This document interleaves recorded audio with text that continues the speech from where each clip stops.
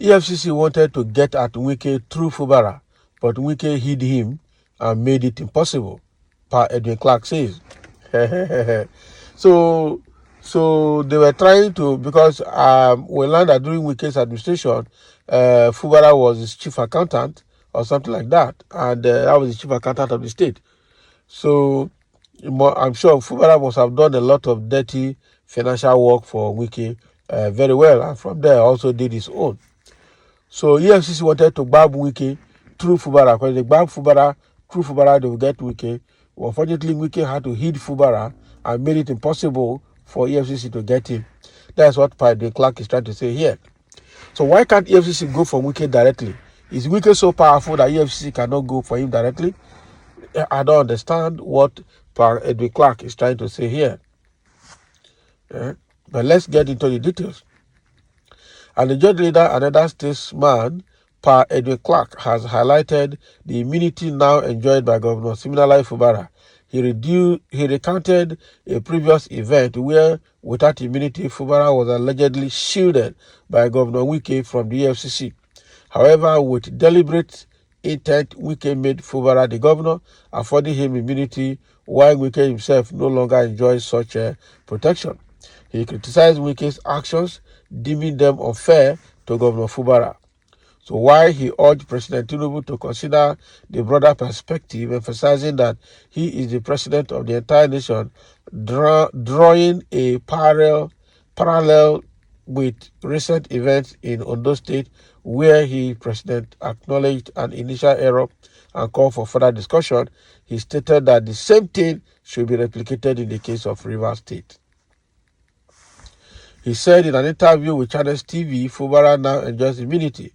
When Fubara was not enjoying immunity and Wike was enjoying, EFCC wanted to get at Wike, through Fubara, but Wike hid him and made it impossible. Now that he has deliberately made Fubara the governor of the state, who now enjoys immunity, so Wike no longer enjoys immunity. And so in all that he is doing, he is being unfair to the young man. Mr. President did not discuss anything with Fubara, but Mr. President should realize that he is the president of the whole of Nigeria.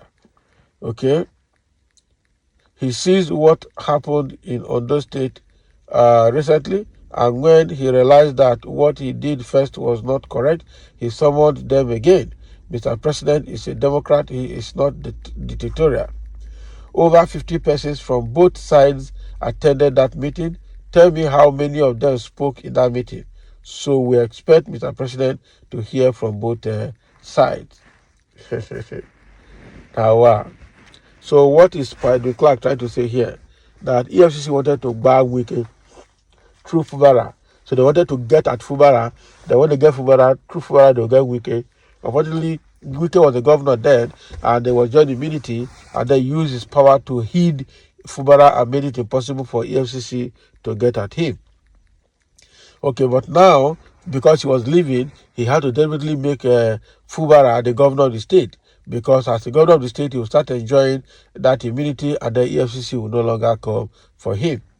All in the name of using Fubara to shield his own loot, because I'm sure he must have looted the River State Treasury under supervision of Fubara, and is looking for cover-up. That is the reason he's making sure that Fubara is not touched. But he himself has started touching Fubara. So I just hope that he will, reverse the trend and stop harassing Fubara at all. So, but what we're seeing here is, it's a big question I'm trying to ask. So if actually Wike is fraudulent, now that he's no longer enjoying the immunity, why can't EFCC go for him? Why can't they take him out? Why can't they arrest him now? Because now he's free for arrest.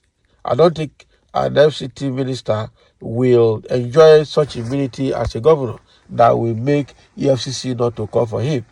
So EFCC should go for him if they have balls, if they know that they can confront him and do whatever they want to do with him over the financial fraud matter, whatever it is that they are going for him for.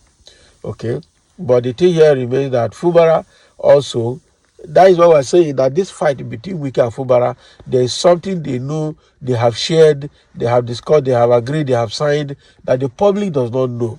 The fight between Fubara and Wike is like fight between husband and wife. They fight in the public, but when they enter the bedroom, they will tell themselves the truth, and they know exactly what is happening in the house. So anybody that is sticking out his neck for Wike or Fubara need to be careful, because these two people know where they're coming from. They know the kind of agreement they have entered. They know what they're doing, and they know how to get along. Okay, so their fight should not freak anybody, because that their fight, I doubt if it's a genuine fight. I must tell you the truth. So there is something between them that they have not told us. Obviously, there is something between them that they have not told us. Okay, so now that now that the case is a bit quiet, let's see how they can get along and get issues resolved.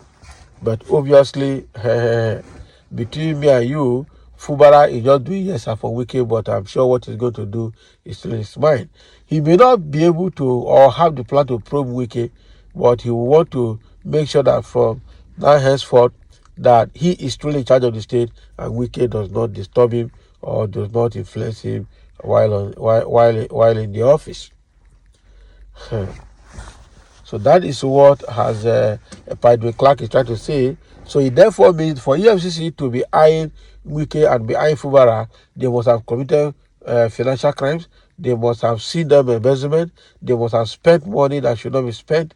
And I tell you, I don't think this will end quickly, because the question is how long will they continue to enjoy this immunity that is protecting them now? How long will they continue to enjoy it? These two people have something in common even as they quarrel. Okay? And that is the reason Fubara is trying to be gentle in the fight with Wike, because they know something that the public does not know. They share something that the public does not know about. And so they are fighting, but they will not kill each other. I tell you the truth.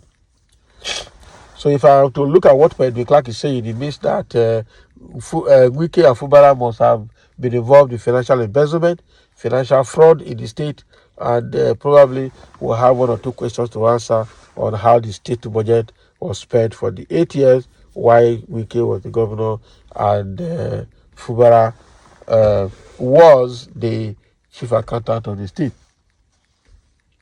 This one I tell you is a serious one.